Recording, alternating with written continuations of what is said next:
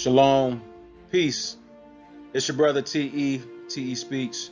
I want to do another short video about Black history, but something different than what we're used to, because our history started long before the slavery epidemic known as the transatlantic slave trade. So let's get started.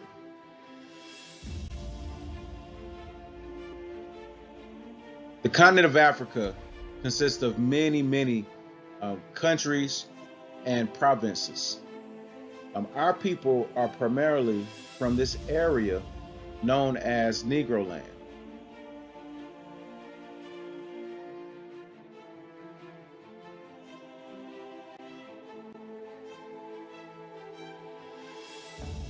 In a book by John Wesley, it reads, "It was of these parts of Guinea that Anderson, correspondent of the Royal Academy of Sciences at Paris from 1749 to 1753, gives the following account of the country and people. Which way soever I turned my eyes, I beheld a perfect image of pure nature, an agreeable solitude bounded on every side by a charming landscape, the rural situation of cottages in the midst of trees, the ease and quietness of the Negroes reclined under the shade of the spreading foliage, with the simplicity of their dress and manners. I was not a little pleased with my very first reception, and it fully convinced me that there ought to be a considerable abatement made in the accounts we have of the savage character of the Africans."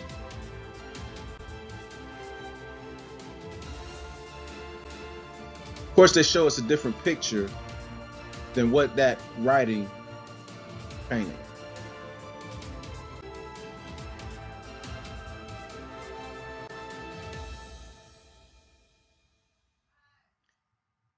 And first, to the captains employed in this trade.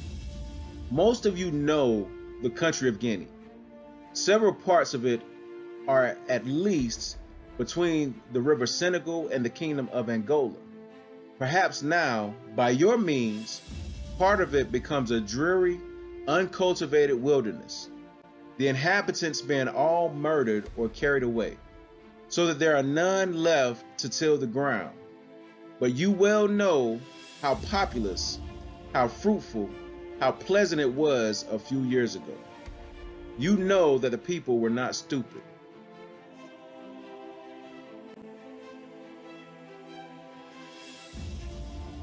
Kano City is in Nigeria. Look how vast this city is. And read the caption. This city is inside a wall.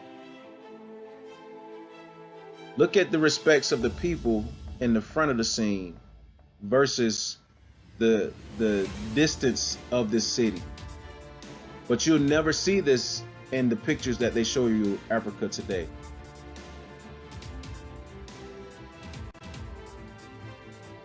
These are the Ashanti peoples. Look at this cottage, the grand scale of it.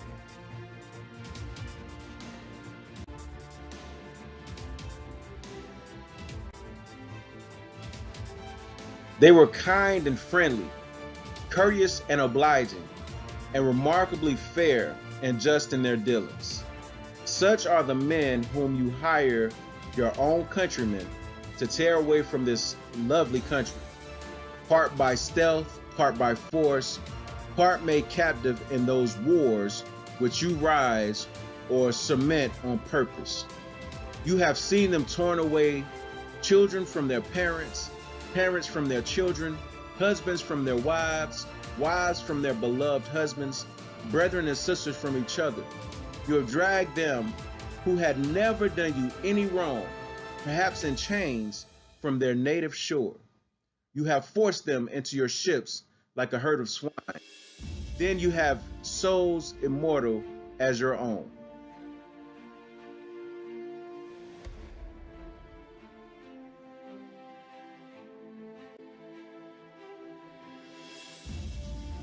Ashanti peoples.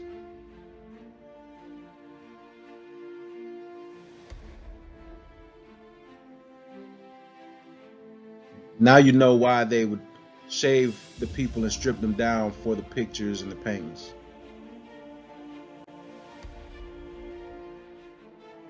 People couldn't see that our ancestors were lovely people because it would make the slavers and marauders look like bad people, which they were.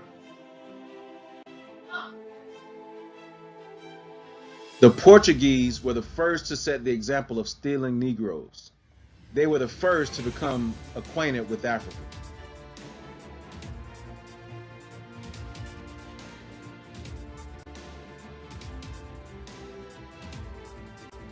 Meet Queen Isabella and King Ferdinand. In 1492, they passed a decree enlisting all Hebrews into perpetual slavery and giving them 4 months to sell all possessions they could except permanent structures before they were expelled from Spain and transported to Africa.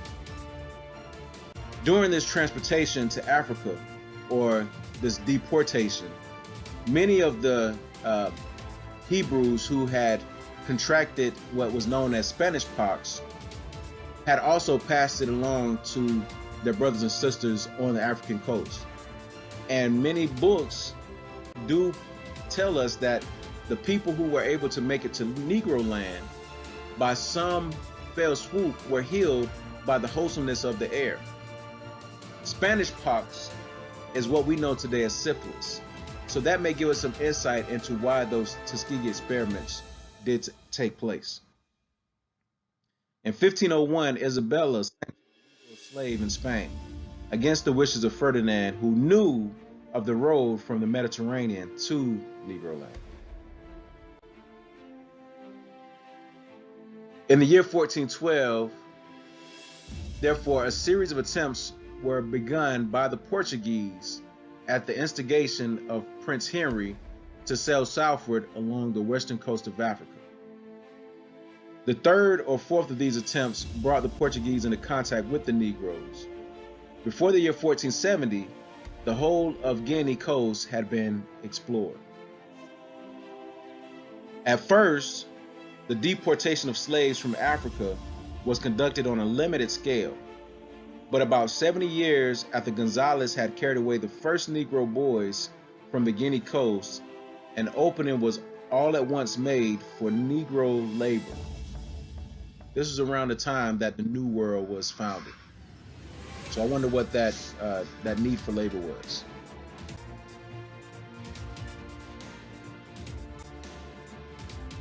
The British didn't get into the slave game until 1631.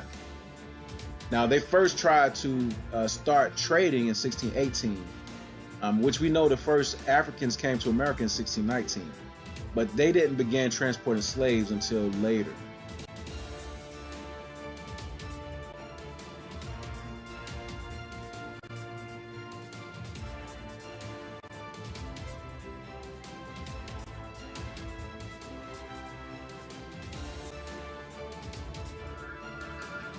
Trotter, having often asked Accra, a principal trader at Lahore, what he meant by prisoners of war, found they were such as were carried off by a set of marauders who ravaged the country for that purpose. The Bushmen making war to make trade, that is to make slaves, was a common way of speaking among the traders.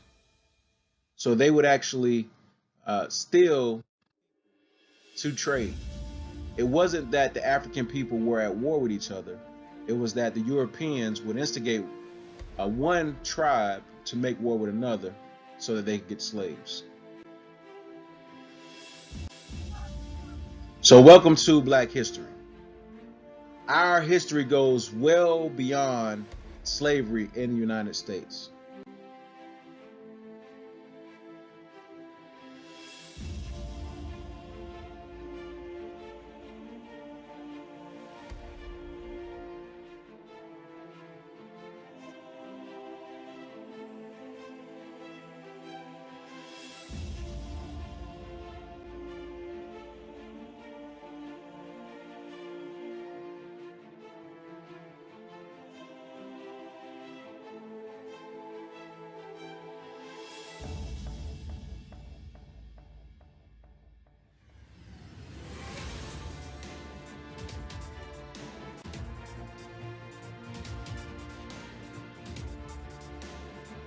We have a lavish history, brothers and sisters.